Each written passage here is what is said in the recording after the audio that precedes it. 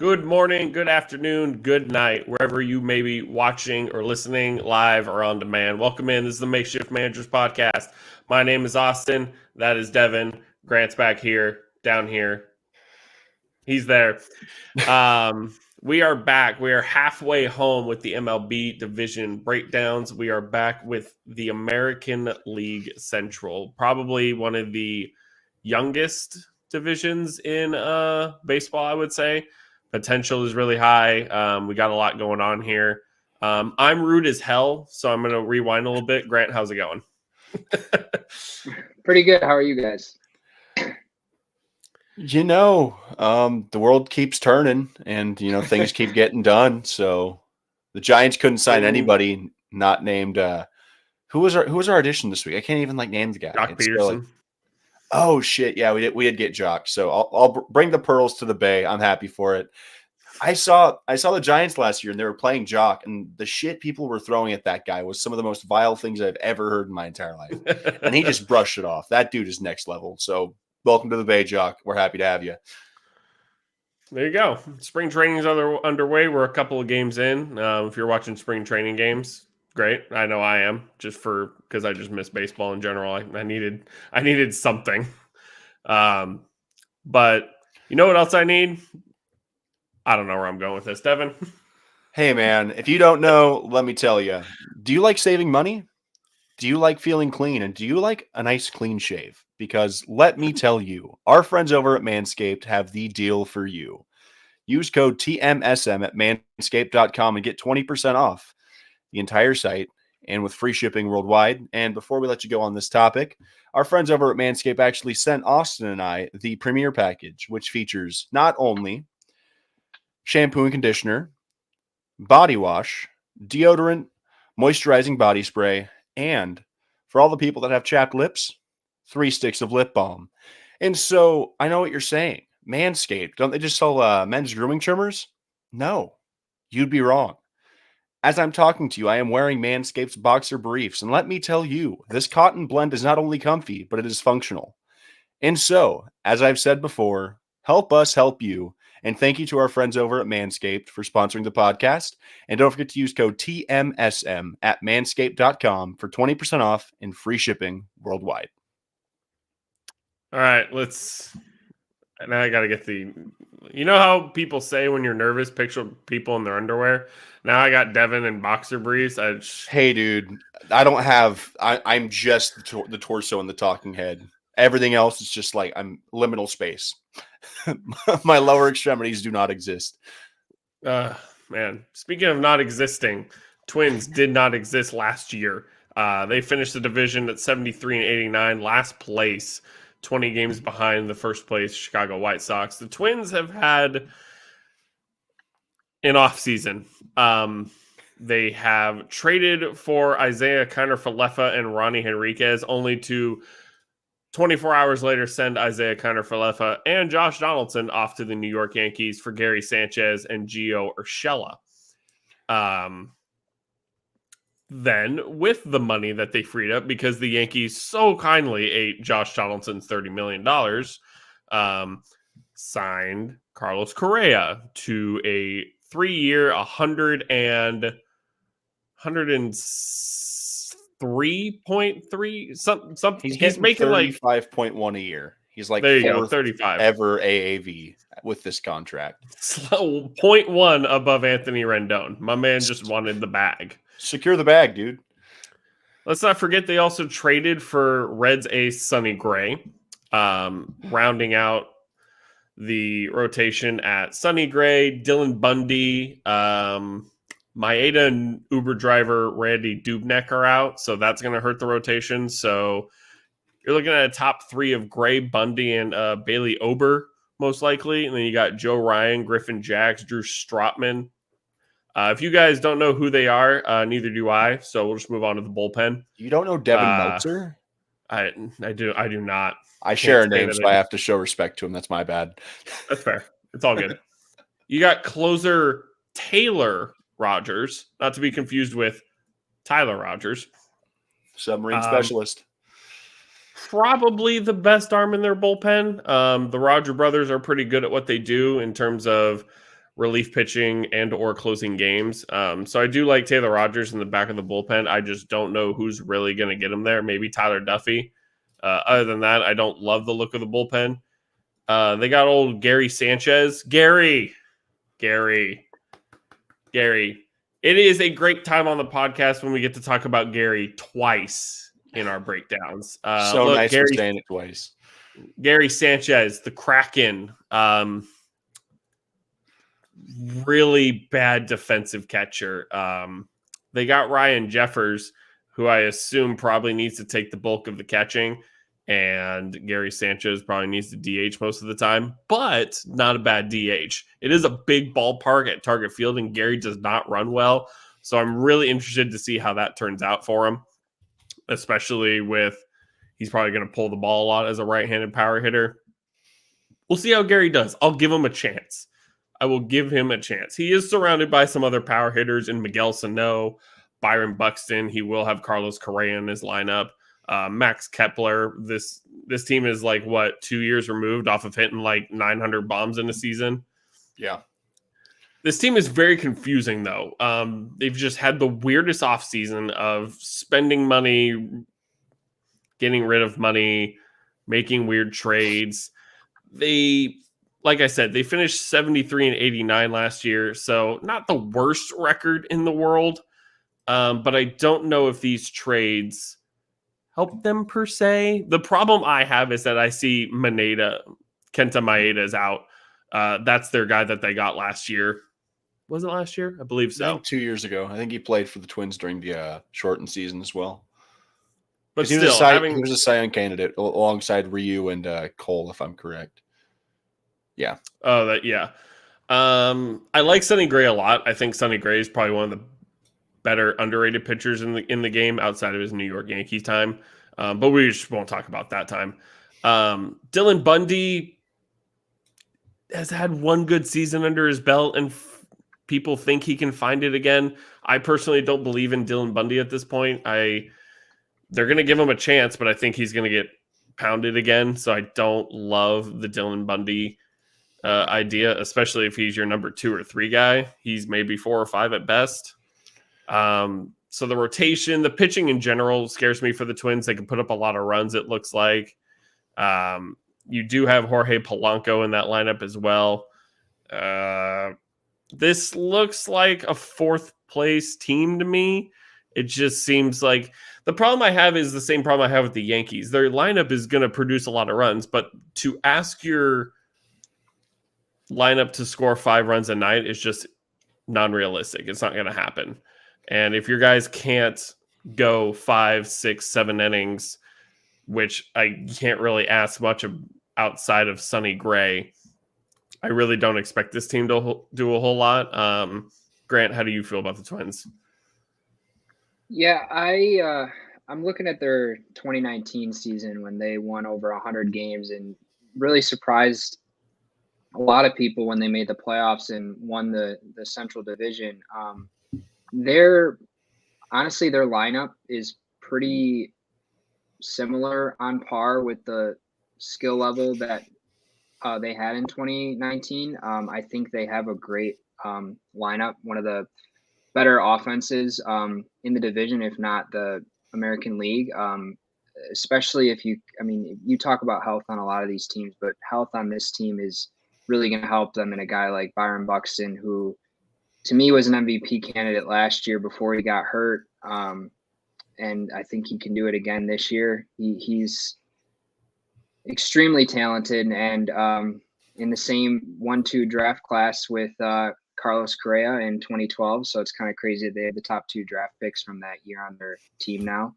I think there's a couple underrated guys in their lineup as well. Luis Arias is one of the best contact hitters in the league, if not the best contact hitter in the league. He does not miss. When he swings, it's going in play, whether it's a ground out or a single. But his whiff rate is below 5% or something crazy like that. So he does not. When he swings, he makes contact, which is a good guy to have at the top of the lineup, especially if you've got a guy like Buxton on first. You can move him over to second in a blink of an eye. Then you go down to the heart of the order with their new stud in Carlos Correa, who It's interesting signing by the Twins. I totally understand it from Correa's standpoint. He just wanted to get paid, and he did. But if this team is not performing as expected, like last year where they came out and struggled, I could see him getting asked to be traded at the deadline or opting out because he has those 2 opt-outs after this year and next year. So that'll be interesting to see how long he actually lasts with them. I hope for the Twins' sake and for the AL Central's division's sake, they need that star power. I hope he stays in the division. Jorge Polanco, very underrated season last year. I think he's got some good potential to continue what he did last year. I think he had 30 home runs, so it's pretty good. And then Miguel Sano is like another one of those two outcome players, a strikeout or a home run. But when he's on with some of the best and has some of the best power in all of baseball. So if he can stay healthy too, he's had some health issues, but if he can stay healthy, that's a guaranteed at least 35 home runs over the course of the season. And then a couple more guys at the bottom of the lineup, Kepler and Kirilloff Kirilloff's a little unproven, but he has a lot of potential. Kepler, we've seen what he can do. He can do 20 to 25 home runs as well, and he's great in the outfield, so that's a good guy to have. And like you were mentioning, Austin, DH for them will most likely be Gary Sanchez. When Jeffers needs the day off, he'll obviously slot in, but I don't see Gary catching that much just because he's one of the worst behind the plate. And I think Gio Urshela is a nice add-in with that Sanchez signing. So, it'll play third base. And I mean, they have Arias who can be their utility guy and jump around for them as well. So it's a solid infield, especially adding Correa and Urshela. And I think this team will surprise some people. I wouldn't be surprised if they make the playoffs, if they make the wild card, but it's going to come down to their pitching. Going back, like I said, to the 2019 team, they had a lot better rotation with Barrios, Martin Perez, Kyle Gibson, Odorizzi, and Pineda, and none of those guys are left. So they're relying on guys that haven't been in the program with Sonny Gray and Dylan Bundy. Sonny Gray, we know what we're going to get there. A middling 3.5-ish ERA, and he's a consistent top of the rotation guy. But Bundy, I think, is hanging on to that like one half good season that he had. And I don't know. He's I still think a little bit unproven, and I guess we'll see what we can get. And I actually someone you passed over, Joe Ryan, is someone that I'm really excited about. He had really good expected stats last year.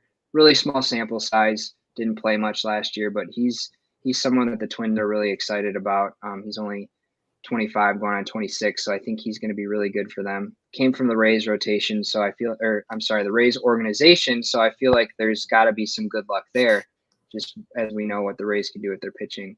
But outside of that and their bullpen, if you have a lead, good luck holding on to it. Outside of Taylor Rogers, I don't see any names that I am thrilled about in this bullpen.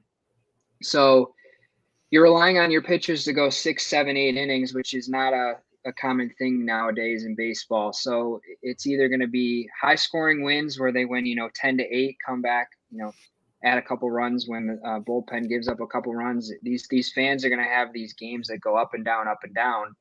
So if they can out hit teams, they're fine. But that's a lot to ask every single day of the week. So I don't know. I think their offense is really exciting.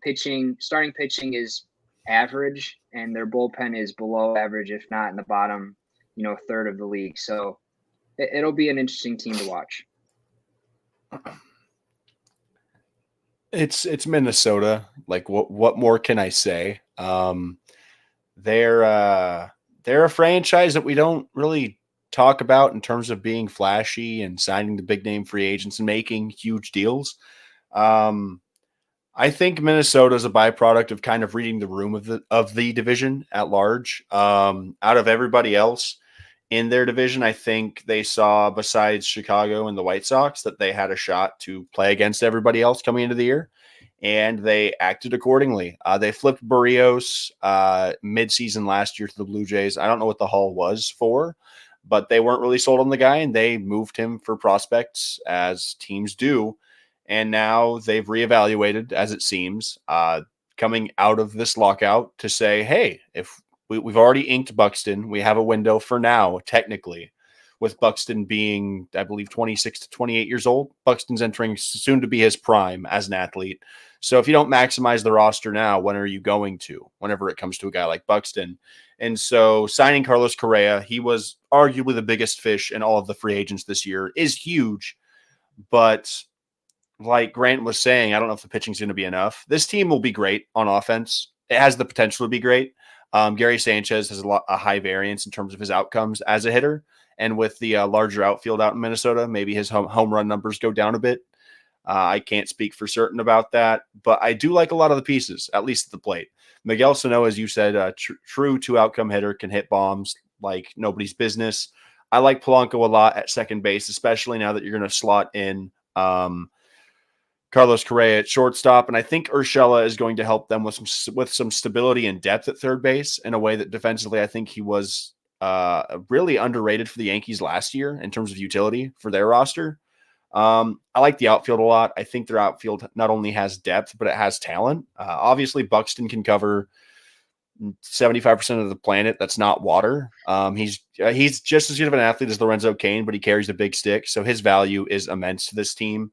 And then Max Kepler, he's a more proven commodity than Kirilloff, but I have high hopes for Alex. I think he should have a really good year this year, and I think his potential could be through the roof in terms of a pro league player. I like Sonny Gray as a starter for this roster, but if Kenta Maeda can't come back healthy and effective, it's going to put a lot of pressure on Gray. And since his Oakland days, I don't think he's built to be that true number one starter for any MLB rotation. If you look to his days in Cincinnati, he was sitting behind Bauer and Castillo, or before Bauer was even there, Castillo and whoever else was there. So if Sonny Gray was their 3 starter, I'd feel far more confident in this team's at least rotation to start the year. But if you're slotting him in at the 1 spot, it's a lot of pressure to put on the guy. He's extremely talented and can pitch at a number 1 level in spurts.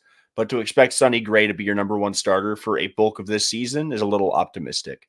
And outside of Taylor Rogers, this bullpen is going to be playing not with house money, but for every out they get, you're going to be clapping your hands because it's going to feel like few and far between, because this offense will have to put up a lot of runs to remain competitive, and they have the potential to do that.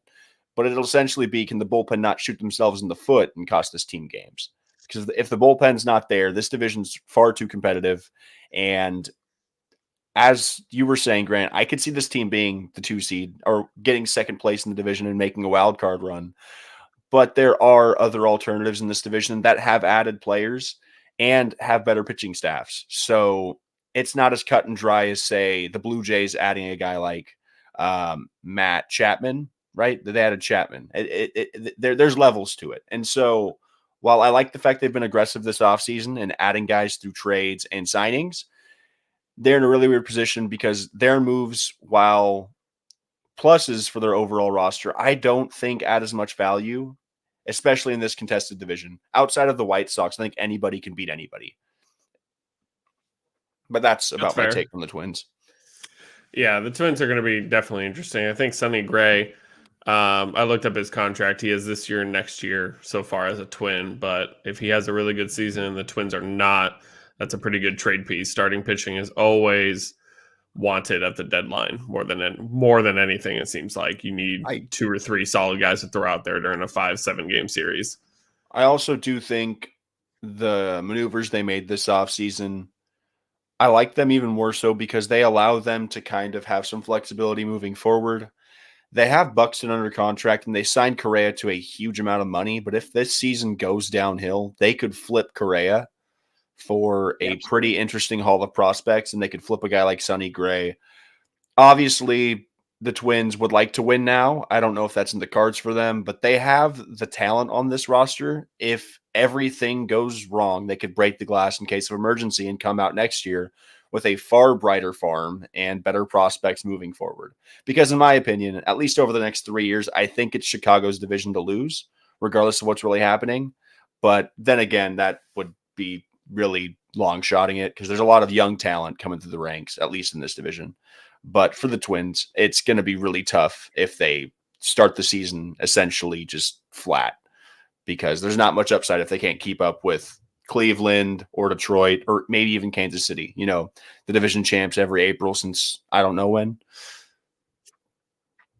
Yeah, I was going to add to, I think if you're a fan of this team, you're happy with what they did because they very easily could have just sold off after the disappointing last year. But I think their organization looked at last year as kind of a fluke because they had a really good 2019 and a good shortened season, and they just didn't produce. So adding the pieces that they did, and like you mentioned, Devin, if it goes south, you can easily flip Correa based on the contract that you built in with him. So there's definitely upside, and who knows if this rotation can hold their weight through halfway through the season, they can definitely go out and get another starting pitcher. I mean, that's like the number one need they'll definitely have to get if they want to go into the playoffs. So I think there's definitely potential.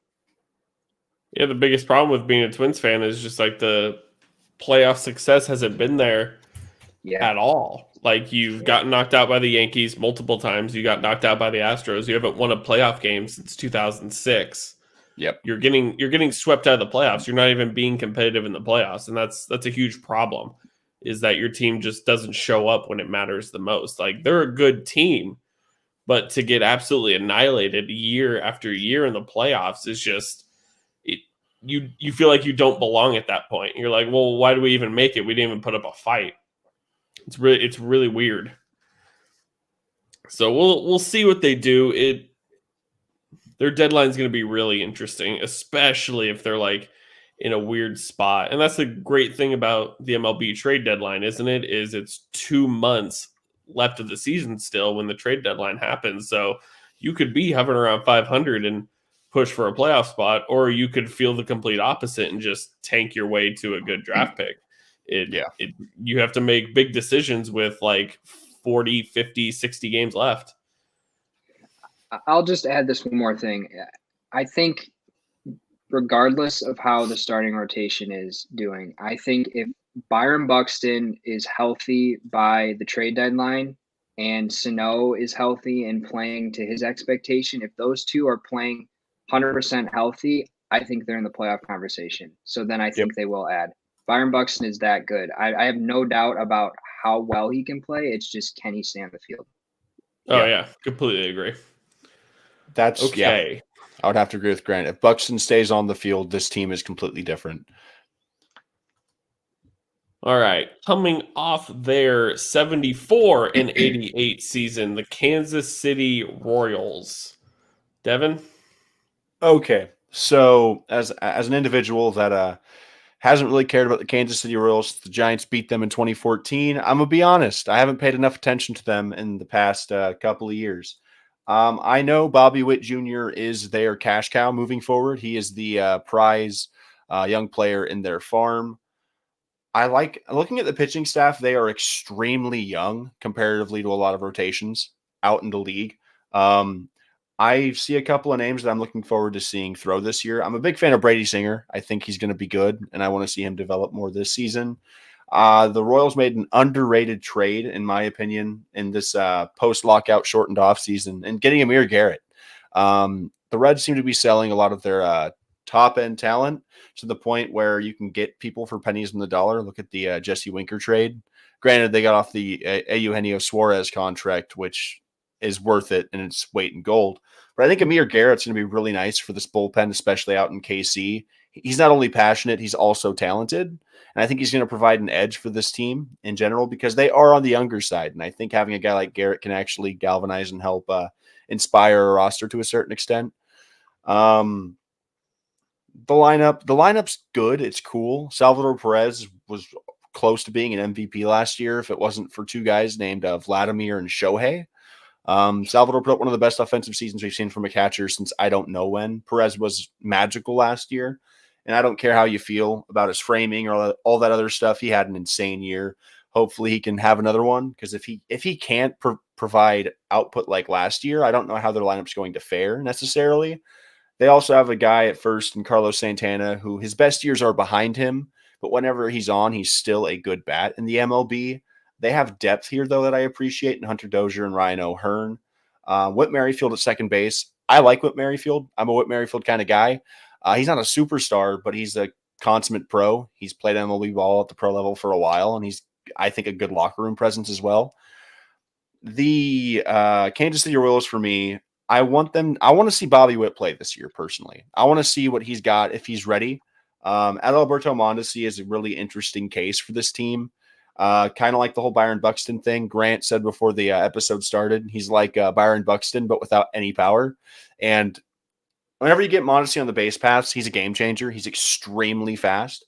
And he just hasn't been able to really stay on the field for the last couple of seasons, which hasn't helped him at all. But I'd like to see him out on the field more often. I like the outfield to a certain extent. Ben Attendee, in my opinion, is a pretty talented player. They have Hunter Dozier backing him up in left field. And then you have this platoon of guys in Ryan O'Hearn, Kyle Isabel, and Hunter Dozier, along with Michael Taylor in center. So this lineup lacks the upside of a Minnesota greatly, in my opinion. And I think they go as far as Salvador Perez's repeat campaign can take them. Their pitching staff, in terms of a rotation, I feel is better than Minnesota. And I don't know a lot of the names in this bullpen, but Amir Garrett being there, in my opinion, is a plus for them. I don't know if they're going to finish. I don't know where they're going to finish in the division. I don't see them as relatively being a high upside team.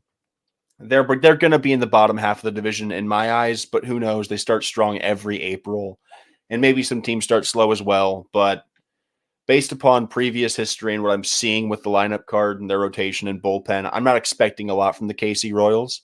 And so I'm expecting fourth or fifth out of their output this year, especially with the improvements we've seen elsewhere in the division or where teams haven't had to make changes. Because while KC has decent pieces and one of the best catchers in baseball offensively, the Guardians have insane starting pitching, and Jose Ramirez is a transcendent third baseman. And then you look at Chicago, and I can go on for hours about how deep that team seems to be, albeit with Tony La Russa out there jotting down lineup cards, which I don't love. Even a team like Minnesota, with the additions they've made, it's just every team's kind of made noise besides the Royals to a certain extent, because Amir Garrett got traded for, but I just don't know if their additions are as high leverage as these other teams in the division. But that could be a positive. Who knows? Because, continuity and camaraderie actually mean something in baseball. You have 162 games, and if certain teams can't figure it out because the pieces don't align, then KC could make a run and possibly be advantageous in that factor. But just on paper, I don't think there's as talented as a number of the teams in this division. Grant? Yeah, I'd have to agree with most of what you said, Devin. It's a young, exciting team, especially when you have the number one prospect in baseball. I think it's cool to see that they're putting Bobby Witt at third right now in spring training, which tells me that they're basically saying, "Hey, this is your spot. Go and get it." That's cool. I mean, infield with him and Mondesi would be really exciting. Again, Mondesi is a guy where if he stays healthy, he's going to put up 50 steals, which is absolutely insane, especially when you have Merrifield who put up 40 last year. So if you can get those two guys in a lineup together, that can just create havoc for a starting pitcher or reliever who needs to try to, shut down the inning. I think Nicky Lopez is an exciting player too. He's kind of a Nick Madrigal-esque player where makes a lot of contact, gets on base, doesn't hit a lot. I mean, they don't have a lot of power on this team outside of Salvador Perez. But again, if you can get Whit Merrifield and Nicky Lopez on base in front of Salvador Perez, he's going to bring those guys in. He's one of the best at doing it. I will say it's hard for me to say this because of being a Tigers fan, but Salvador Perez is one of, if not the most valuable player for his individual team because he plays catcher about 150 to 155 games a year, which is almost unheard of, and allows you to platoon your DH or, explore other options. He's just a really good catcher offensively and defensively. And being able to stay behind the plate every day, and then if he needs to DH on a few days, it's just he doesn't want to take a day off. So it's a great thing to have. And there's a couple exciting, previously exciting names in Benintendi and Santana. I'm pointed in Benintendi's career path so far, so I'm hoping he has a bounce back year, and if he does, that'll definitely help them. Carlos Santana is a really good high on base guy, but outside of that, I mean, he's got middling power, and he's 36, so I don't think you're going to get a whole lot from him now. But yeah, I think they have a high upside with Mondesi, Witt, and Whit Merrifield, and Nicky Lopez and Salvador Perez are exciting guys, but I don't think this team's going to compete in the division. I don't think they'll make the playoffs. I think they do have a bright future.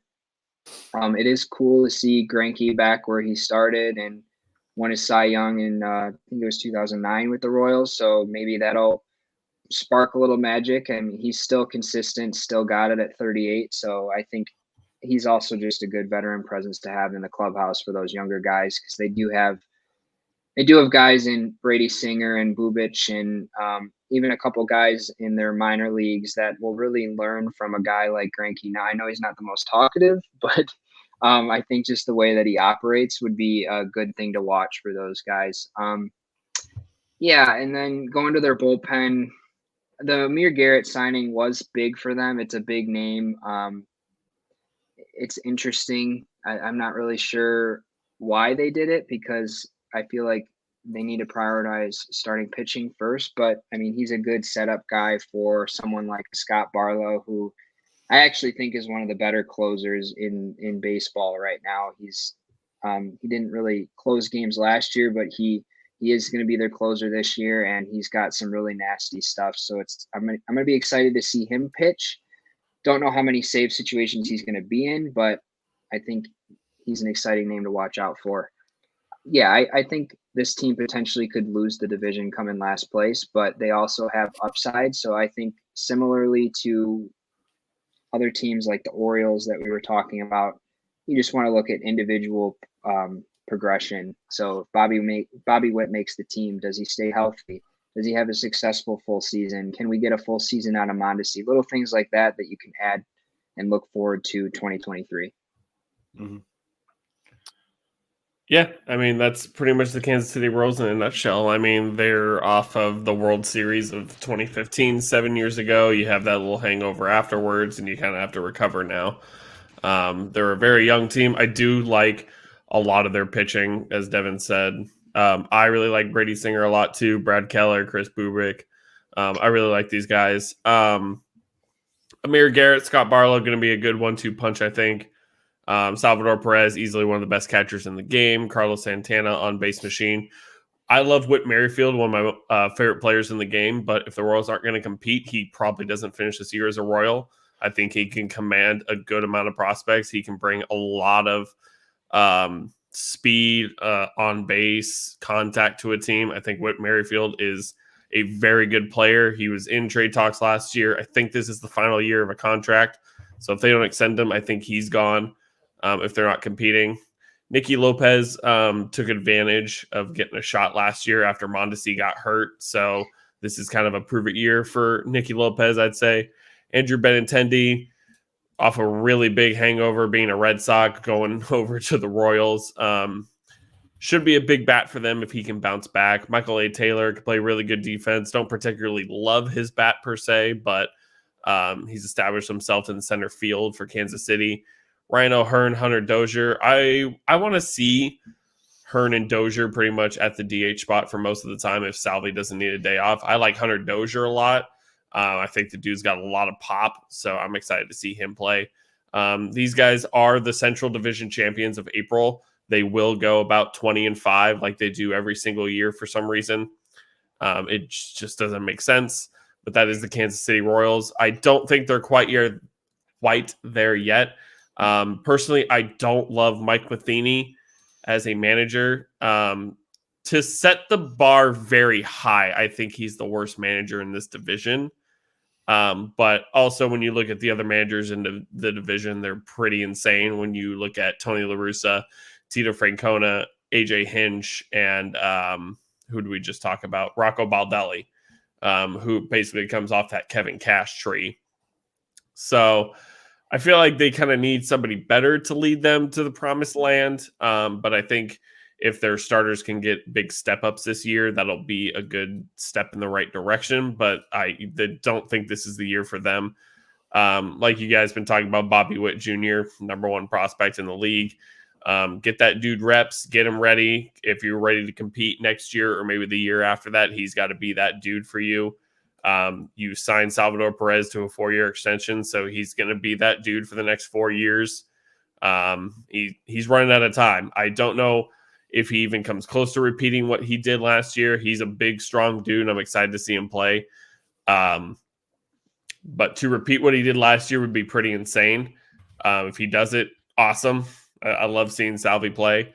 But we'll see about this team. This is a 4th or 5th place team. I think we've all established that at this point. All right. Detroit, I've got one more thing about Kansas City. Okay. This is a team that I think is greatly out of all the 2010s World Series teams, I think Casey was just caught in this whirlwind of their World Series window and a lack of understanding post winning the World Series to a certain extent, because a lot of that World Series team either left or they signed guys like Alex Gordon that just didn't pan out. And I think they clung on to that, the hope of that roster for a bit too long, which is a lot to say whenever you've just won a World Series. But I think they're finally moving forward in a way that is not only, I just think it's beneficial moving forward, how they've been able to understand where they're at now. And now they're actually moving forward. Like, obviously Salvador's still there, but Salvador's the only piece that I think holds the value that he had during those World Series runs comparatively to everybody else they kept around or let go.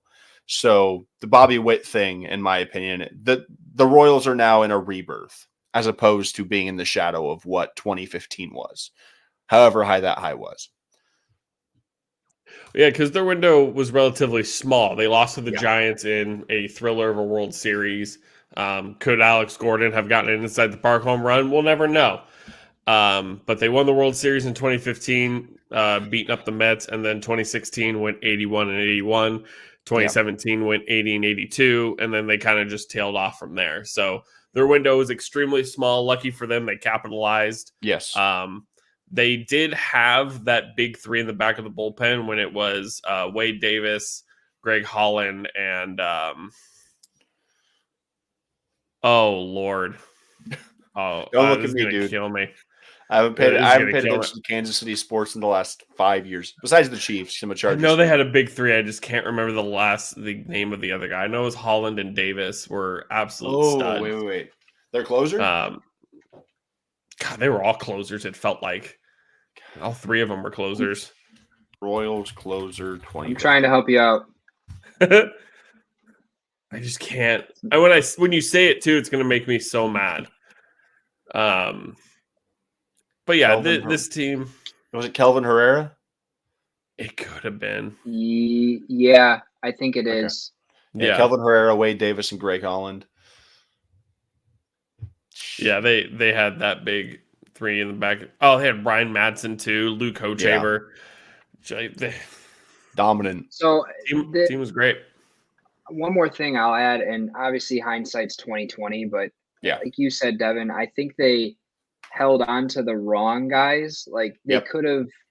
Obviously, Salvador Perez has held his value, and that's great. But they kept Alex Gordon when I think they could have kept 3 or 4 other guys instead of him. Because even during that World Series year, he was not like the guy. I mean, Moustakas, Hosmer, Kane were all much more valuable.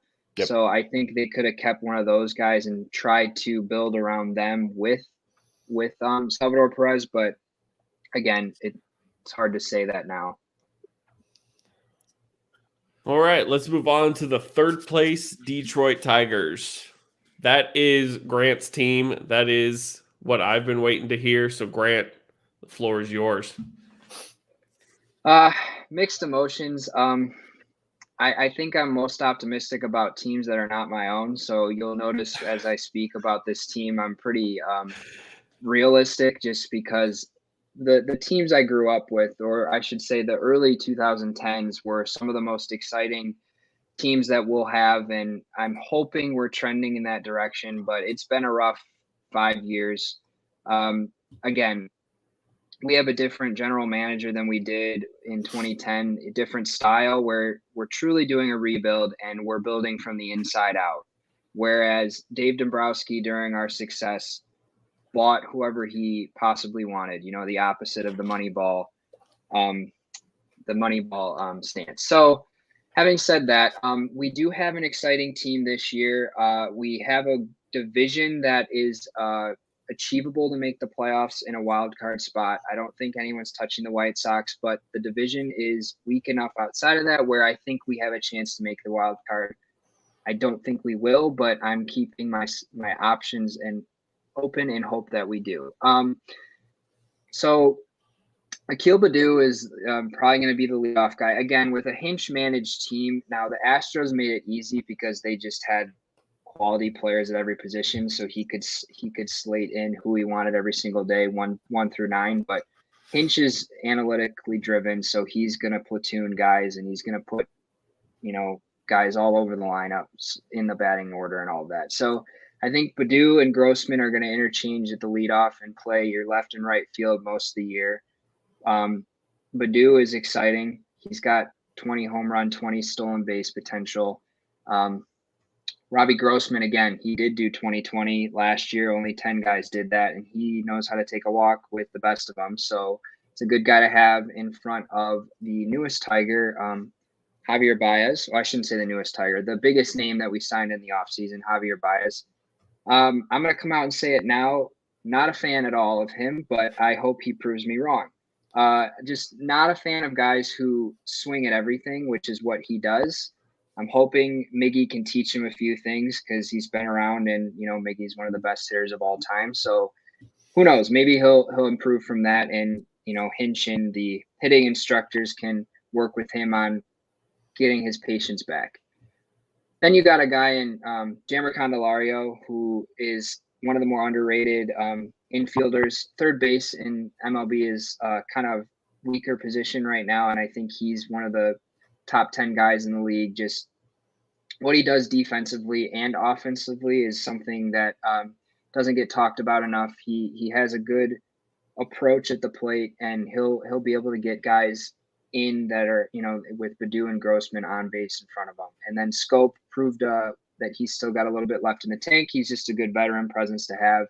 Second base, it'll be good to have him and Scope or him and Baez turning double plays, so that'll be good. And then I think Miggy, you can take what you can get from him at this point. That contract is atrocious looking back, but if he gives you 15 to 20 home runs, that's gravy. If not, he's going to be a good mentor for Torkelson, who I hope and I think he's going to start the season as the starting first baseman. All signs are pointing that way. Even Miggy said, I'll DH, I'll play less if we want to get Torkelson the at bat. So I think that's a great mindset to have. And this guy's got insane potential. I can't wait to see it. He's moved through the ranks faster than most. And he was drafted in 2020 and he was playing in AAA last year. And, 2020 was a shortened season. So that says it all right there. Another guy that we signed under the radar is Tucker Barnhart, just a quality defensive catcher, which we were really in need of. We have not had ever since McCann left for the White Sox and now on the Mets. We really haven't had a solid catcher, defensive catcher that is. So it's good to just have that to calm down the pitching staff, especially when we have a young pitching staff like the Tigers do. And then the third center fielder outfield is going to be kind of a rotation of Victor Reyes and Derek Hill. And if Riley Green gets called up, he'll play center field. So we'll see how that plays out depending on how the Tigers are doing, I'd say, at the start of the summer. And outside of that, we don't have a whole lot of depth. Eric Haas is a good name to keep out. He's going to be our backup catcher, but he also can play the outfield, and he has some good pop in the bat. So that's a good guy to have on your bench. Moving to the rotation, I like the signing of Eduardo Rodriguez, one, because he's a lefty, and two, because he's been on a winning team. Good presence to have with those young guys behind him. He's going to be the opening day starter. I think that was already confirmed. So good for him. I think it's just a good opportunity to show what he's capable of. I think he was overshadowed by, Chris Sale and Eovaldi and David Price, all the guys that were in the Red Sox rotation. So I hope he has a coming out year and really proves what he's capable of. And then you've got the three young studs, Casey Mize, Skubal, and Matt Manning. Matt Manning is a little bit more unproven. He's also younger, so I think he has an extra year of growth still. But Casey Mize and Tariq Skubal, I hope will have a full season. They were both on inning limits last year, which is totally understandable. But if they can come out and give you a full season worth of, 160, 180 innings, I think that's great to see, and they have the stuff to do it. I just hope that they can do it over a full season. I will say the pitching coach for the Tigers was a former U of M pitching coach, and he's extremely highly regarded. So I think he'll work well with these young guys. And then last week we unexpectedly got Michael Pineda, which is a good guy to lock down at the back of the bullpen. Been there, done that, consistent. Not going to blow anybody away, but again, we needed a fifth starter. We didn't have one, so he fits the bill. And then I think our bullpen's pretty underrated. You got guys like Cisnero and Soto who can both touch 100 at times, and then Chafin and Fulmer are the little bit older, been there, done that, proven. You know what you're going to get, guys. So mixing those four guys up in there, and again, Hinch is one of those guys where it's not about time of the game, it's about leverage. He said Soto's my closer, but that doesn't mean I'm using him in the ninth inning. If I need him in the sixth, I'm going to use him in the sixth, which I love. It's all about positional matchups. It's all about, okay, this guy doesn't hit lefties well, so we're going to bring in Chafin or we're going to bring in Soto. If he doesn't hit righties, then bring in Fulmer. So it's an exciting team. Hinch is the right guy for the job. I know he has a lot of asterisks next to his name, but he's proven what he can do with less. So I think it's going to be exciting to see what he does with more talent this year. And I'll leave it at that without going on too long. I mean, yeah. I'll start from the top here. You got Casey Mize, Eduardo Rodriguez, Spencer Turnbull, Tarek Skubal, Matt Manning, Michael Pineda. 6 really good high potential guys. Obviously, Casey Mize, number 1 overall pick. Eduardo Rodriguez has been there, done that. Turnbull threw a no-hitter last year. I don't know too much about Skubal or Matt Manning. I do like the Michael Pineda signing. I was actually talking with Grant that I would love if the Rangers had signed him because the dude is nasty. He's got some really good breaking pitches. He has trouble staying healthy, but he does have nasty stuff, and I like watching him pitch. Also, I am definitely one of those dudes. When we were playing the Tigers last year, I think Soto came into a game to close out the game, and his ERA was like 4 or 5 at the time. And I was we were just having such a bad season. I was like, dude, this guy has like an ERA of 5. Just blow him away already. Just like hit homers off this dude. And Soto just absolutely tore us apart. I like Gregory Soto a lot. Andrew Chafin, Joe Jimenez. This bullpen could really hold down a lot of games. Barnhart, Haas, Garneau, really good catchers to be on the lookout for. It'll be really fun to watch Spencer Torkelson. I'm really excited to see that, and especially Miggy being like, "Get this dude reps. I don't give a fuck. I'm down for it, brother." That just shows the leadership that Miguel kind of has and where he's at in his career. He understands that at one point he was the greatest hitter in the MLB for 3 years with, getting a Triple Crown, getting an MVP, being on those World Series teams. He's a damn good player, but he's old. He's almost 40 now. And you're kind of at the point in your career now where the bat don't move like it used to, and neither does any part of your body. But he's still got power. He's still got contact. He's still Miguel Cabrera. He still steps in that box, and you're like, okay, I can't give this man cheese. Like, he hit a home run in the snow, for crying out loud. That was great. That was one of my favorite parts of the season. I like Candelario a lot. Badu was a really good story last year, so that was really nice to see. Robbie Grossman, on base machine. Having him at the top of the lineup is going to be great for the Tigers. I think a really solid guy to have in with a bunch of young dudes. Grant said he didn't love the Javier Baez signing. Neither do I. I've kind of, this is not the bash Javi Baez hour, but it is. It's always bothered me a little bit that Javier Baez is a plus defender. 100% can't take that away from him. Very, very fast hands, can get to any ball, left or right, up and down, diagonal. He's a great defender. But his big hype is that he has these El Mago plays. He has the rundown with Pittsburgh that literally should have never happened. Literally, my man just had to turn around and step on first, and that play never happens. Like, it's these magical plays that pushes hype, and yeah, he swings on a lot of bad pitches. And I think the Mets was a weird spot for him to go at the time, because I think he got overconfident. He got to play with Lindor, Alonso, all these guys, and he probably felt on top of the world until they started losing a bunch and felt like he could really swing at anything and hit anything. But now he's kind of has to be the guy in Detroit, has to be the leader in Detroit. You are no longer around Rizzo and Bryant or Lindor, this and that. You're not that dude anymore. You need to be the dude along with Miguel Cabrera to be like, all right, guys, this is kind of how it works. You can show these guys how to be a plus defender. He's got power. Javi can hit the ball. He just has to hit the ball. That's the problem. But it wasn't as atrocious as a contract as we've seen. I'm not saying like Seager or these guys got atrocious contracts. Maybe atrocious wasn't the right word, but he got what, 7 years, 160 around there? Yep. It's a very affordable deal compared to the AAVs we've seen Correct. in the last 3 years. So this team can compete. AJ Hinch might be the best manager in this division. Whatever you want to say about the dude, garbage cans, this and that, he is a very good manager. He knows how to take these young guys and take them to the next level.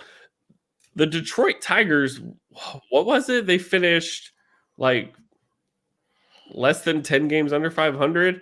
I have the wrong standings up. Let me go ahead and fix finished, that. 77 yeah, 85. Yeah. That's pretty good for a team that finished 23 and 35 in the shortened season, and then finished 47 and 114 in 2019. AJ Hinch has made a huge jump in just 2 years. To jump 30 wins in a year is massive. To not make massive additions, to kind of take the same team and been like, no, you guys are going to put up with these losses and you're going to get better. AJ Hinch can take this team to a wild card spot. I think he could this year. For me, it'll be the pitching. Mize, they do have the veterans, so that will help them a lot. But Mize, Turnbull, Screwball, Manning are guys that will have to step up and eat some innings and turn it over to the guys in the back of the pen like Soto and Chafin. But this team can finish over 500, and this team can finish in a wild card spot. Detroit is really interesting. They have one of the best logos in baseball. Those orange D's on the hats are fucking nasty. I like Detroit. For this division, you've got a lot of teams that were kind of just in no man's land to a certain extent. It seems like everybody had their fair shot at contention, aside from the Chicago White Sox in the 2010s. Until late 2010s for the White Sox, you had the early 2010s, the Tigers were contending for World Series titles. Cleveland made a World Series. Back-to-back for KC. Like, everybody's taking their shots at the crown. But what Detroit did is their window kind of closed for a while there. They lost Verlander, they lost Scherzer, they lost the strengths of what their team was, and they got really bad breaks with Fielder and such. And they, like the Phoenix, have risen from the ashes. They hired a manager who is scrutinized and has a checkered past. The trash man comes once a week, and according to the Astros, he was coming a lot more than once a week. But the past is the past. He paid his punishment, and the results, you can't argue with them in Detroit. They have built organically through their farm, and they have added through free agency and through trades.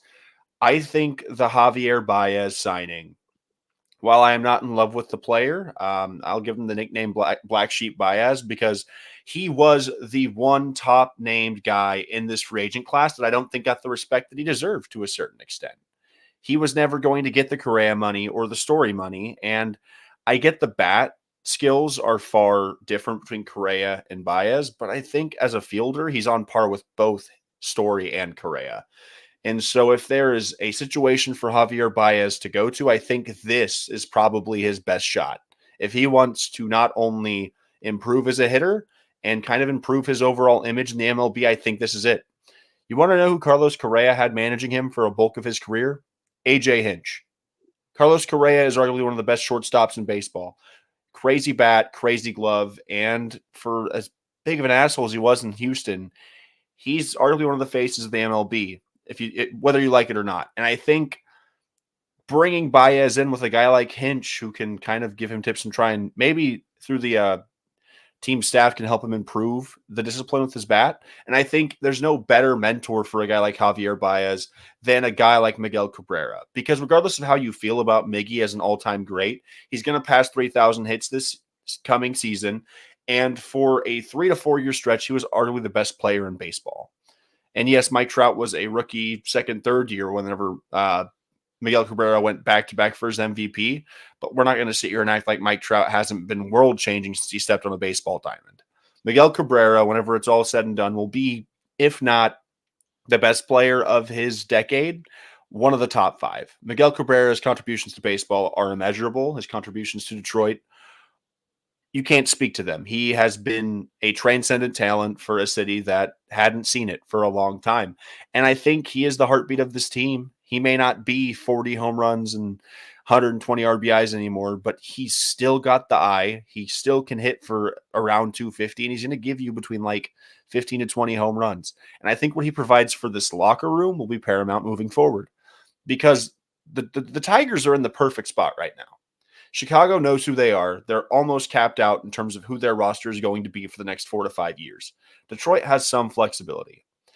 Miggy's there. He's going to be the calming force for the locker room, but Casey Mize is young. Erod is proven, and he's not that old. They have this really, really smart mix of veteran presences and high upside young guys. I think Akil Baddoo is one of the more exciting outfield prospects, or at least young players, in the AL Central to start things off. If Riley Green can make it to the majors this year, that's a plus for their outfield playing out in center. And if Torkelson can hit the field this year and play consistently, their offense shoots through the roof in my eyes. Because Baddoo was a breath of fresh air for me last year. I didn't really know who he was, but it seemed every week he was doing something sensational. I like the pitching staff. I think compared to the Twins and the Royals, they probably have a better 1 through 5 than both of those teams. And if we're looking at their bullpen, they've improved. They added in Andrew Chafin. I like Michael Fulmer, and they have some other pretty good names sprinkled throughout there. At catcher, obviously, there's no Salvador Perez, but Tucker Barnhart and Eric Haas will be perfectly fine for what they're trying to do this year. And first base, obviously, Miggy can play there, but Jonathan Shoup is probably going to take a lot of the days out at first base. Second base, Willie Castro should be good. As you were alluding to, Grant, Heimer Candelario is a very underrated player, especially in the context of this team. And I don't care who you are. If you can add a top 5 guy to position, you do it. As a Giants fan, we added Rodon, and while he's not Max Scherzer and he's not Robbie Ray, he brings value to the team. And I think with what Detroit has built, Javier Baez has to get with the program. I don't think he can continue at his pace of swinging at everything and get along with this roster, because I don't think AJ Hinch is going to really want to deal with that. So either he's going to get benched, or they're just going to have to have a conversation or move on from him. This is the crossroads for Javier Baez in my eyes. Coming out of this offseason, does he want to be the make or break Javi Baez from Chicago and then in New York, or does he want to be the next great player for a franchise that's been seeking the next big thing since Miggy started to decline? And Javi's not that old. He could slot in really well with Spencer playing that third base spot. And if you look at the farm for this team, it's not just Spencer. Riley Green is like the 5th ranked prospect in all of MLB. And if you weren't paying attention to the draft last year, I think my favorite prospect out of all of it was Jackson Jobe. Like, yeah, Jack Leiter's great, but he had like 3 years in college. Jackson Jobe was throwing some of the nastiest stuff in the nation, and he's a high schooler. So I just think if they can get Baez to commit, and then if Akil Baddoo is going to continue to develop, and then you got guys like Daz Cameron out in the outfield as well. You are young where it counts, and you have leadership where it counts. And at the same time, your veterans aren't that old. They have a distinct window moving forward, and if they can build upon last year going into this year, I don't know if they get second in the division, but they are going to be compelling, and they're probably going to give a lot of the teams in this division a hell of a hard time, especially if Casey Mize and who's their other second young starter, especially if Turnbull and Casey Mize can take their next steps in this rotation. They could be really, really compelling in terms of a wild card spot. I like their upside a lot, in my opinion. I think they don't have much variance in terms of like outcomes. I think they finished between like at worst a close 4th, but I think it's going to be 3rd or 2nd for them this year, especially if Torkelson can come up. And if Riley Green's up, that means they're probably playing well, and he's been playing well in the minors. I just think with the talent they have and the experience on the back end and some of their veterans, with a guy like AJ Hinch, you just got to give him some talent and he's going to maximize it. So with a division where you have Tony La Russa and Terry Francona as the other 2 managers that I have a modicum of respect for, give me AJ Hinch 9 times out of 10. So they have a lot of things going right for them. It's all going to come down to the play on the field. But coming out of this offseason, all signs are pointing up for Detroit. Alrighty. I didn't realize how much we've been going. We're already an hour in. We still have 2 more teams. All right. It's getting late over here. It's only 5, but it's late for me. All right. The Cleveland Guardians. I'll quickly go through this team because I like this team a lot, mainly because they're going to throw out 5 extremely quality starters every night. You got Shane Bieber, Aaron Savali, Zach Plesac, Cal Quantrill, and Tristan McKenzie. You have Eli Morgan and Logan Allen also in there in the mix, but most likely the first 5 are going to be your starting 5 throughout the season. You have Emmanuel Clase closing out games in the back. God, I wish he was still a Ranger, but that dude is nasty. At catcher, you have Sandy Leon and Austin Hedges, probably their weakest spot. I know Roberto Perez wasn't the greatest hitter in the world, but he's one of the better defensive catchers. So we'll see how that goes for them. You got Bobby Bradley, Andres Jimenez. You got an MVP caliber player in Jose Ramirez, Ahmed Rosario. Josh Naylor is going to come back from a broken leg. That's going to be awesome to see. I feel really good for Josh Naylor being able to recover and come back from that. Miles Straw, great leadoff hitter. I think he's going to be really good for the Guardians. You got Franmil Reyes, who can hit a ball 800 feet. Big dude, a lot of power. The biggest thing about this team for me is going to be scoring runs. They didn't do it very much last year. Their rotation, their bullpen is going to keep them in the game most of the time. But outside of Ramirez and Reyes, they didn't get a ton of production in trying to drive in those runs. They were getting guys on base and they couldn't drive them in. So they kind of had a quiet offseason for the most part. Didn't make too many moves. Didn't really need to. They still had an okay season last year, but I don't know if they get a bat at the deadline if they're competing. Obviously, if one starter goes down, it's going to be a whole. I think Cal Quantrill and Zach Plesac are going to have their bad days.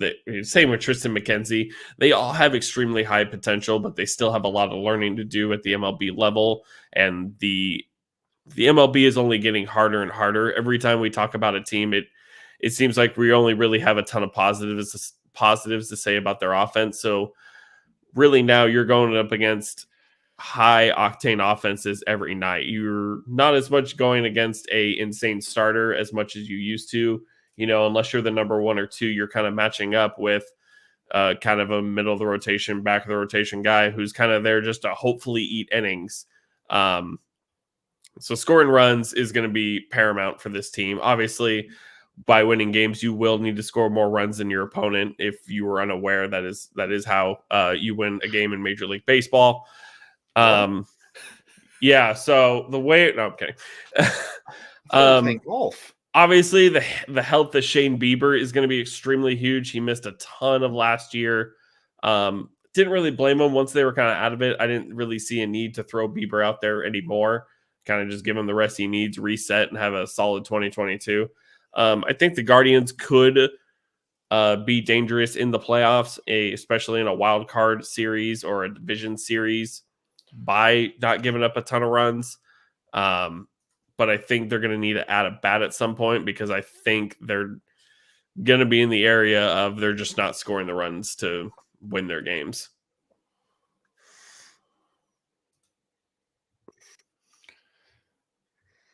Well, Cleveland's interesting. If I gave KC shit for holding on to hope after their World Series window, they actually won it. Cleveland made the World Series. LeBron clapped in the stands for a cool minute, and then it seemed like everything disappeared. For franchises that are concerned about winning, they sure love to give away top players in the game. And I'm not going to speak about paying Lindor the money the Mets paid him. I'm not sure how I evaluate him at shortstop compared to his contemporaries.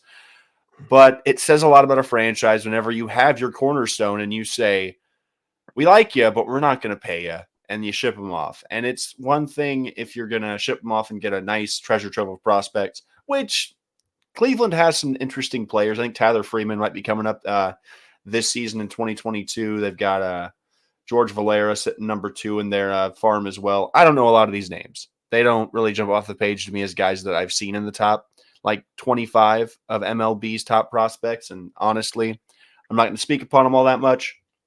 Their pitching will be their bread and butter. And this is going to be a season for the Cleveland Guardians where it's going to be make or break. I think if they're not going to be competitive to start the year, it's going to get real interesting. They're not moving on from Shane Bieber. Tristan McKenzie will be safe, but they've got a guy that can get them a lot if they move him by midseason. Jose Ramirez is the next big fish. If everybody was waiting for Olsen and Chapman to move, I think Ramirez is the next guy in line. Teams are already kicking the tires on this dude. He is a really, really, really good third baseman, and he carries a pretty good bat. So I hope Cleveland does not sell Jose Ramirez, because that would be the final nail in the coffin for me as a fan of this team if I really cared about the Cleveland Guardians.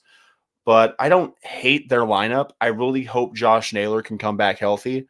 I've been to three MLB games in my lifetime. First one I saw was actually down at Petco with my buddy Derek. I went with his family. We saw the Rockies play the Padres, and Josh Naylor hit a ball straight like 110 miles an hour off the bat in like the second deck. It was insane. And so Naylor has some insane natural power, and I think if he can be healthy and play every day, he's going to be a good bat for this lineup. Like Austin said, Franmil Reyes carries a really big stick, and if you don't place the pitch, he's going to rocket that thing out of the park. Miles Straw will be fun in center field. I think he's an actual consistently good MLB player. He might not have high upside, but his floor is relatively steady. Ahmed Rosario, he's not Francisco Lindor, but you could do far worse at shortstop, in my opinion. Their offense doesn't have the upside of a Minnesota. Their pitching staff has all of the upside Minnesota wishes they had.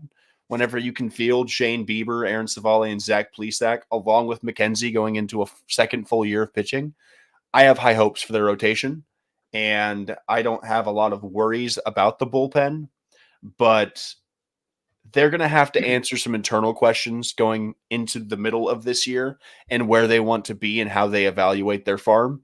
Because if your team is a third or fourth place team, as is, and your farm has no real fruits of the labor, you got to diversify the portfolio.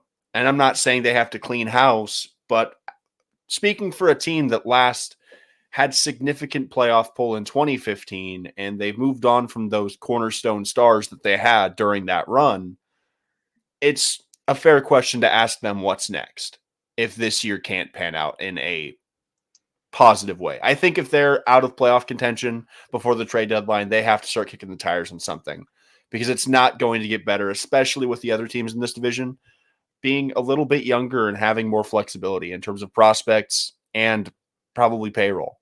So Cleveland, while I love their pitching staff, I think if everything goes wrong, they could be in a really dark place by midseason. Yeah, I think Cleveland is doing what the Rays are doing, just less successfully. They're a small market team that has proven that they're not going to hold on to guys that require a lot of money. And Jose Ramirez, up until this point, has been the exception. I mean, he's still on a team-friendly contract, so that's part of the reason. But when they let Lindor go, the writing was on the wall, and they just had a revolving door of starting pitchers. It's like they lose a guy and then they next man in. Since Francona took over in 2013, their starting pitcher ERA is top 5 in all of baseball, which is not surprising at all because, like I said, it's next guy up. I don't know what they have going on in their minor leagues, but their pitching development is one of, if not the best in all of baseball. So they have that to fall back on. It's just once these guys get good, can you hold on to him? So Shane Bieber, I wouldn't be surprised if he doesn't end his career as a Cleveland Guardian just because they can't afford to, unless they're going to make him like the one guy that they decide to keep. So yes, the rotation is really exciting. It's always going to be. Tristan McKenzie is a very good young starting pitcher to have as your SP5 potentially. Like that's insane. Yeah. They're going to hold down the other opposing teams from scoring. So that's something, but I don't think they're going to get a whole lot of runs themselves outside of their top 4 guys that I see in their projected lineup. The offense is going to be interesting. Miles Straw is a good table setter. He's going to steal you a lot of bases. Good quality contact guy.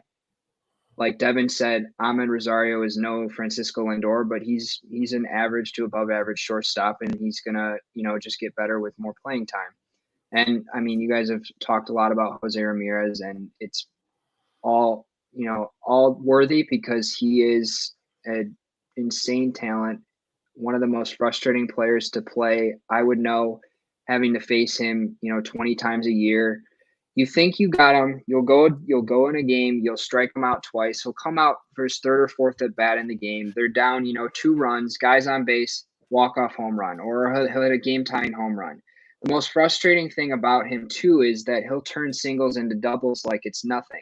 If you have an outfielder that's just lollygagging to go pick up the ball and throw it back in, he's on second base, which is extremely valuable to have. So he's just an everyday grinder. I mean, there's not much more you can say. He's great defensively, great offensively, great speed, great power. One of the best switch hitters, which is pretty rare nowadays too. Not many guys can do it from both sides really well. And then Franmil Reyes is just like a freak. Every time he's just huge. He's massive. Every time I see him up to the bat, I'm like, is this a basketball player? Like, is this a tight end? So, and he's not even 27 yet. So that's really exciting for them. They got a good contract with him. And I hope Naylor can come back to provide some much needed pop in their lineup, because outside of those guys, there's not much to be excited about. I mean, Bradley Zimmer is a decent outfielder, and he proved that he could play, in the 2019-2020 season. So it's a good guy to have. And Austin Hedges is an average to above average catcher. But yeah, like you guys said, outside of that, their offense isn't super exciting, but I think their starting pitching can keep them in games and keep it close. I think, though, the value that they have in Terry Francona is why they have been competitive. He finds a way to manufacture wins with their bullpen. And fun fact about their bullpen, one of their relievers is a former outfielder for the Tigers, and Anthony Gose. He was that guy. Yeah, he was on some of our really successful teams and honestly just couldn't keep a spot on the field because we just had too many guys. Really fast. He was a pretty good outfielder, just couldn't really hit the ball. So he like semi-retired and then said, I'm going to try pitching. And he actually can throw like high 90s from the left side. So there's some value in that. And if he can make the bullpen for the major league level team, that would be quite a transition. So that's something to look out for and just keep an eye on for the Cleveland Guardians this season. Anthony Goes decided he couldn't hit the ball, so he made sure nobody else could either. It's crazy how the guy was like, well, I can't make it as an outfielder. I'm going to semi-retire. Okay, I'm going to become a successful pitcher, and here I am working my 9 to 5. I mean, it's well. You gotta. There's talent there to be able to do that. Yeah, it also speaks to how freakishly good. I know we all know this, but how freakishly good Ohtani is to be able to do both at the same time. Yeah. All right. Sounds like our. Huh? Dude, it's hard to walk and chew gum sometimes, dude. If I'm reading a book and somebody's watching a TV in the other room, I'm like, fuck it. It's getting dicey now, my friends. 2 more weeks and we all get to fangirl over Ohtani. 2 more weeks. You know what? I'm going to be the contrarian. I'll be like, was it that impressive? Babe Ruth did that without calisthenics. I'm just kidding. It's all jokes. It's all jokes. Sounds like all of our division winners to repeat the Chicago White Sox, Tony La Russa's Chicago White Sox. I think he's playing Sudoku as we speak in spring training. I don't think he fills out lineup cards. He just looks out there and says, go ahead. Then your mean Mercedes is crying in the corner and he's like, hey, you want to be a pro ball player? And your mean's like, what are you talking about? Oh man. Grant, start us off of your division rival. Yeah. So like we were talking about, the pluses with the Tigers and Cleveland is their manager. I think the manager for the White Sox is actually their biggest weakness. Yep. Let me rephrase that. I did have a lot of respect for Tony La Russa up until he became the manager of the White Sox. Just the way he handled the whole Yermin Mercedes situation and the way he's managed his ball club has been very questionable. He hasn't adapted to the way that teams operate, and I think that's honestly their shortfall. I think this team will win the division, no questions asked, but I wouldn't be surprised if they get swept in the playoffs in the first round, just because they don't have that's where the manager comes into play and makes those game time decisions. You can have all the talent on the field, but if you don't put the right guys in at the right moments, you're not going to get very far. Extremely exciting team. I like this team a lot, even though they're a division rival. Tim Anderson, the swagger he brings to the table is infectious. So I think that just goes down the lineup. Jose Abreu is, I would say, a Miguel Cabrera light. Every year you're going to get 30 home runs, 100 RBI, and he hasn't slowed down yet, and he's 35. So good for him. Their catcher, Yasmani Grandal, true sabermetrics like outcome for him. Horrible batting average, insanely great OBP because he just takes walks. There's value in that, especially in the middle of your lineup when you've got guys like Luis Robert and Eloy Jimenez hitting behind you. So those 4 in the middle of the lineup, I think, is best in the division, one of the best in the American League. Outside of that, Eloy Jimenez is not great defensively, so you've got Luis Robert playing 75% of the outfield. I mean, I'll never forget that one play where Luis Robert runs over and Eloy Jimenez just kind of is like, you're going to get that, right? Even though it's like right above Eloy's head and he wouldn't have had to take 5 steps. So there's Luis Robert, I think, has potential to win the MVP this year. He's one of the best players in the league, extremely high upside, young guy. Outside of that, I think La Russa is ruining Andrew Vaughn's career. And I hate saying that because it's only his second year, but Andrew Vaughn is very talented and could easily be the first base DH for the White Sox. But I just think that They're playing him all over the field. So it'll be interesting. Outside of that, though, starting rotation is exciting with Lynn, Giolito. Dylan Cease has insane upside. Kopech has insane upside. I hope that he actually gets a starting role. But yeah, I think this team's going to do exactly what it did last year. It's just how far can they go into the playoffs? They might surprise me. Their bullpen is one of the best in the division, if not the American League, all of baseball, with Kimbrel, Hendricks. I forgot that they added Kendall Graveman. That's another good piece to have. And then Garrett Crochet is a guy that can throw it as hard as anybody. So it's and they added Joe Kelly. I forgot that was this past week. So that will be interesting. Joe Kelly and Carlos Correa in the same division. So we'll see how that pans out. But yeah, I think this team is a division favorite for sure. Yeah, I think the White Sox moving, at least into this year, their window is still open for a World Series. I think they really missed out last year, especially with the fact that now whenever we're looking at the White Sox, Tony La Russa might be one of my bottom 5 managers in all of baseball. I just think it's so short-sighted. But okay, Austin, we get it. He's a Hall of Famer. I have to respect my elders. I don't give a shit. Tony La Russa is the antithesis to modern baseball in a league that has gotten so smart and so analytical that fucking Kevin Cash cashed out and just pulled Blake Snell because fuck it, the numbers tell me to. Like, Tony La Russa doesn't listen to numbers. He listens to his gut. And sadly, I think he's dealing with a gastrointestinal type thing right now because any move he made last year just didn't make sense. And so while the White Sox have one of the safest floors in all of baseball, their upside is criminally low, due in part to the fact that they have a 77-year-old managing their team, and his managerial strategy is stuck in 2002. I think any upside you can glean from this roster is not with Tony La Russa, and White Sox brass should kind of be ashamed about it because this is a team with the proper management. If you got a Bob Melvin out in Chicago, I'm just saying we would be talking about this team extremely differently because we want to talk about the best teams in baseball, and everybody thought the Padres were going to be knocking doors down last year.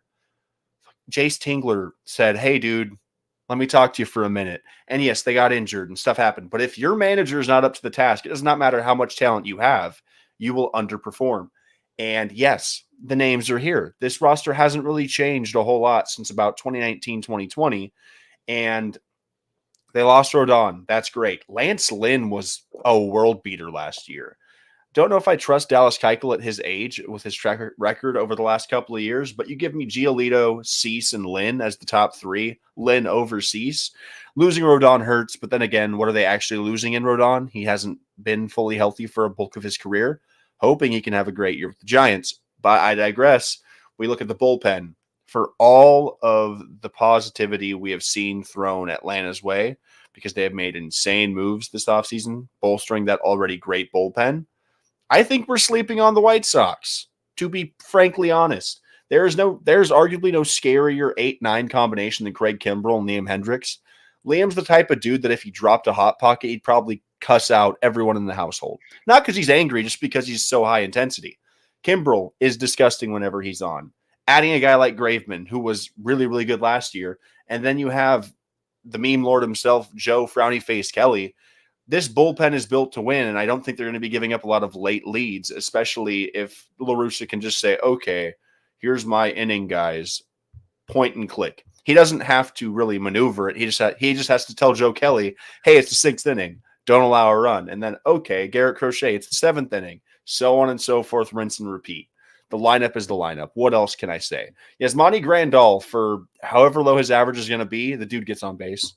He doesn't make sense sometimes, but, that's fine. There was a stat I heard last year. Like, he batted 240 last year with a 420 OBP. He's not going to give you a lot with the bat, but he's going to be on the base paths. And that's insanely valuable with a lineup that's this juiced. And he's not a bad defensive catcher. Jose Abreu, for his age, is still a really, really good offensive first baseman. And if he's healthy, he's a plus for this lineup. Josh Harrison, I think, is an underrated addition to the infield, especially with his bat. If he can be more so what Harrison was out in Pittsburgh, that may be too much to ask for this guy. But in terms of the grand scheme of this team, he doesn't have to be throwback Harrison. If he can just be who he is and fill that role, it's going to be just fine, because right alongside him, you have Tim Anderson. And if I can borrow what Grant said, his swagger is infectious. That walk-off homer he hit in the Field of Dreams game reignited a love for baseball that I forgot about for about like 2 months last year. Like, Tim Anderson is everything that baseball should be celebrated for, and everything Tony La Russa hates about the game, all built into one player. And it'd be one thing if it was just Grandal, Abreu, even Harrison being added, and then you have Tim Anderson. Yohan Moncada's playing third base. Like, if you think of a high-end name at a position, the White Sox tend to have it. Like, Moncada's not a top. He might even be a top 5 third baseman. I don't consider him among the likes of like Arenado, Bregman. I think he's a little lower than those guys, but he is still an above average to high above average third baseman at his spot. And he fills the lineup brilliantly. And then don't get me started on the outfield. If Luis Robert is healthy, he could be one of the better center fielders in baseball, especially with his bat. His potential, in my opinion, is damn near limitless. There's a reason why in the sports card market, everybody was flocking to try and get their hands on whatever Robert card was going to be coming out. And then that's not even bringing up Eloy Jimenez. But those two guys in the outfield, obviously Robert being the better defender, their bats speak for themselves. This offense is good enough to win the division by itself. But whenever you're talking about this team, the bullpen itself is arguably the best the division has to offer. And while Cleveland's starting rotation probably has a more consistent upside, I guess, because Bieber's a great top-end guy, and I don't think Giolito is on the same level as a Bieber right now, I do think Lance Lynn is just as good as any number 2 Cleveland can field. And if Dylan Cease is going to be that guy, their rotation is as compelling as any other team in this division. And then if Tony La Russa can kind of get his head out of his ass and play Andrew Vaughn in the proper ways, it gives this team another layer, and it just makes them that much harder to beat. While I don't expect them to win a World Series, because I tried to play that last year and it blew up in my face, shout out Tony La Russa, but they're the front runners, and Tony likes it that way. Will they win a World Series? Probably not. Will they win this division? I'd be damn surprised if they didn't, even with how bad La Russa can be at times. Because there's that saying, I think Kevin Durant said it, hard work beats talent when talent fails to work hard. There's way too much talent on this roster for them to not make the playoffs in this division. But if we're looking at other teams in the AL, I don't know if I take them as seriously as anybody else in the true contender category, because they're going to be there. But I just, with everything considered, there's teams that have similar lineups. There's teams that have similar bullpens, similar rotations, and way better managers. And baseball is not a game won in single aspects of the field. You have to have the complete roster, manager, front office in tandem, because unlike basketball, unlike football, it takes a village, and there's 162 games followed by 3 to 4 rounds of just rock fights, essentially. So shout out the White Sox for their second straight division title, or third, right? Because 2020, 2021, and then this year, right? Yeah. So yeah, three-peat, good for them. Will they have hardware? We'll find out. Yeah, so I'll make mine super quick because you guys pretty much hit it on the head. Giolito, Keuchel, Cease, Lynn, Lopez. A lot of reps in that lineup with Keuchel, Giolito, and Lynn. They've been there, done that. Dylan Cease has really nasty stuff, and he's learning from the right dudes to be better.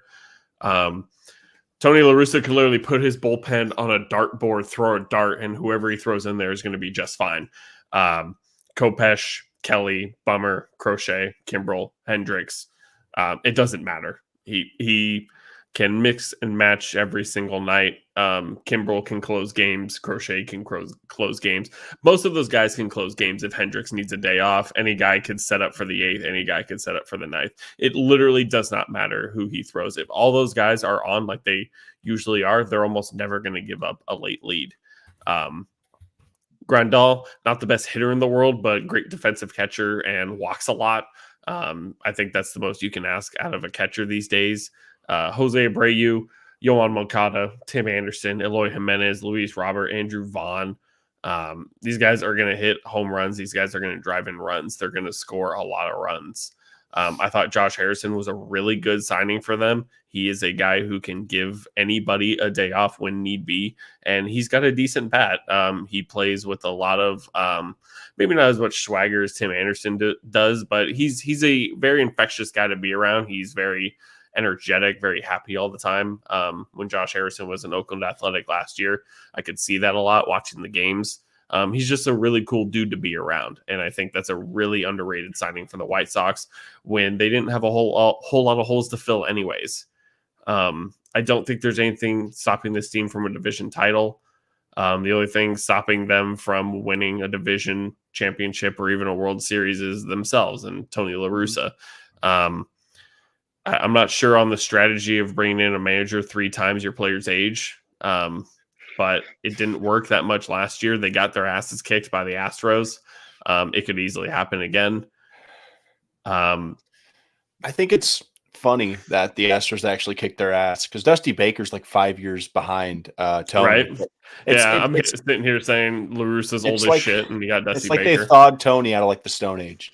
That's what it feels like. The difference is Dusty is adapting and La Russa is not. So that 100%. Shows you right there. If La Russa was willing to adapt and take on this new age of baseball, I think the sky's the limit for this team. Mm-hmm. Yeah. It's gonna be tough because every single team that makes the playoffs, because it's most likely we can probably guarantee, maybe not guarantee, baseball's weird, but if you look at Houston, the Yankees, the Red Sox, the Blue Jays, the Rays, the Guardians, and we'll stop there because teams like the Mariners and the Rangers could make the playoffs, but we're not too sure what they're going to do yet. So we'll pick teams that have already made the playoffs. That is a tough ass teams to get through. And when, they were at the bottom of those teams last year and it could easily happen again, but it's on them to play on the field. So I think before we sign off on this subject, I just want to do a thought exercise with you guys. I know. Wow. Super exciting. I'm just going to list off this or that in terms of the American League managers. And we're just going to go from Baltimore to Toronto. And I want you guys to tell me if you want this guy or Tony La Russa. Starting off first, Brandon Hyde or Tony La Russa? La Russa. Yeah, Tony. Alex Cora? Cora. Francona? Francona. Oh, Francona. I don't know the answer to this one. AJ Hinch. Hinch. Dusty Baker. Dusty. Mike Matheny. Tony. I think I go Matheny there, honestly. So we've got 2 for Austin over the La Russa right now. Joe Madden. Are we taking La Russa over Joe Madden? Joe. Madden. Yeah. Okay. Rocco Baldelli. What a name. Rocco. Yep, Rocco.